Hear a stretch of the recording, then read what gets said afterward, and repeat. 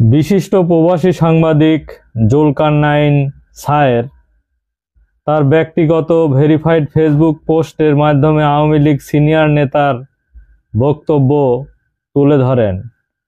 তিনি বলেন যে আজ মঙ্গলবার 11 ফেব্রুয়ারি বাংলাদেশের সময় রাত আনুমানিক 3টায় জুলকারনাইন সায়ের এই পোস্টটি করেন এবং তিনি এই পোস্টে বলেন, আওয়ামী লীগের বেশ সিনিয়র একজন নেতার সাথে কথা বললাম। তিনি যা বললেন তার সারমর্ম, ধানমন্ডির 32 নম্বর আক্রমণ হওয়ার আগ পর্যন্ত হাসিনা এবং তার বোন রাজনৈতিকভাবে অনেকটাই নিষ্ক্রিয় ছিল, কিন্তু ভবনটি ধ্বংসের পর সম্প্রতি তার বেশ সক্রিয় হয়েছেন এবং হাসিনা এই ঘটনা প্রতিশোধ নেওয়ার জন্য ক্রোধে উন্মাদ হয়ে আছেন বলে উল্লেখ করেছেন আওয়ামী লীগের একজন বিশিষ্ট নেতা। এই কথাই জুলকারনাইন সায়ের তার পোস্টে উল্লেখ করেছেন। তিনি তার পোস্টে আরও বলেন, দেশের কোনো নেতা না থাকায় কর্মীদের সংগঠিত করার মতো কোনো অবস্থা নেই, আর যেসব নেতা এখনো দেশে লুকিয়ে আছে তারা এক প্রকার আতঙ্কে রয়েছেন। এই সিনিয়র নেতা উল্লেখ করেন, যে সকল নেতা নেত্রীরা বিদেশে পালিয়ে গেছেন তারা দলের কাউকে না জানিয়ে শেখ হাসিনা ভারতে চলে যাওয়া বেশ ক্ষুব্ধ হয়ে আছেন শেখ হাসিনার উপর। শেখ হাসিনা ভারতে চলে যাওয়া অনেকেই বলেছেন তাদের সাথে বিশ্বাসঘাতকতার সামিল একটি কাজ করেছেন শেখ হাসিনা।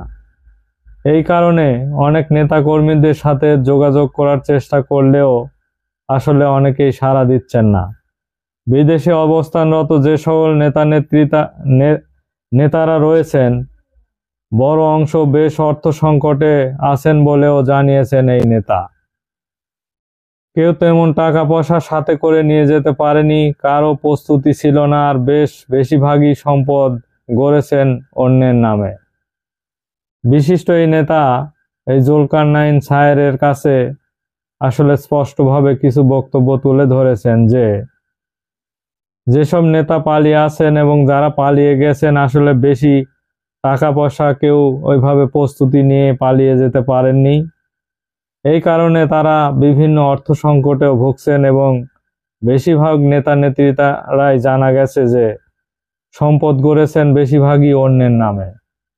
উদাহরণস্বরূপ আমির হোসেন আমু এবং নসরুল হামিদ বিপুর কথা বলেছেন। তিনি দাবি করেন আমুর সবই সম্পত্তি অন্যের নামে, আর বিপুর দুবাইতে করা সব বিনিয়োগ রাজীব আমদানির মাধ্যমে হয়েছে, আর পরবর্তীতে পরিস্থিতিতে সামদানি আর ফেরত দিতেন না। বিপু তার স্ত্রী একই মুহূর্তে ভারতে অবস্থান করছে বলেও তিনি জানান। তিনি আরো বলেন, নেতাদের মাধ্যমে বেশিরভাগই ভারতে পালিয়ে গেছেন এবং ভারতে পালিয়ে গিয়ে তারা বিভিন্নভাবে তারা অর্থ সংকটে ভুগছেন বলেও জানা গেছে।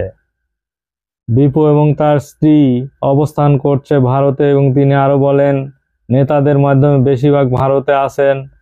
ফজলে তাপস আছেন সিঙ্গাপুরে, আর বাদ বাকিরা দুবাই, কানাডা এবং যুক্তরাজ্যে, কয়েকজন অস্ট্রেলিয়াতেও রয়েছেন বলে জানা গেছে।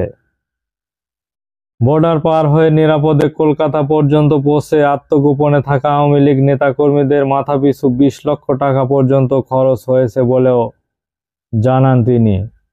এই সায়ের তার পোস্টে আওয়ামী লীগের সিনিয়র নেতার নাম অবশ্য উল্লেখ করেননি।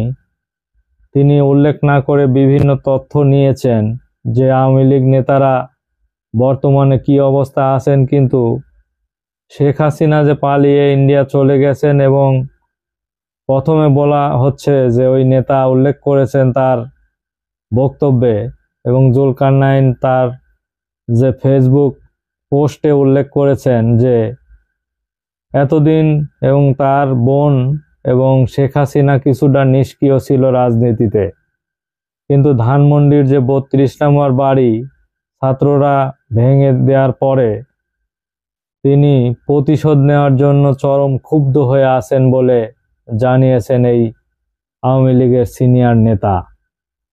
আসলে দেখা যাক শেষ পর্যন্ত কি হয়, আমরা সেই অপেক্ষায় থাকলাম। ধন্যবাদ সবাইকে।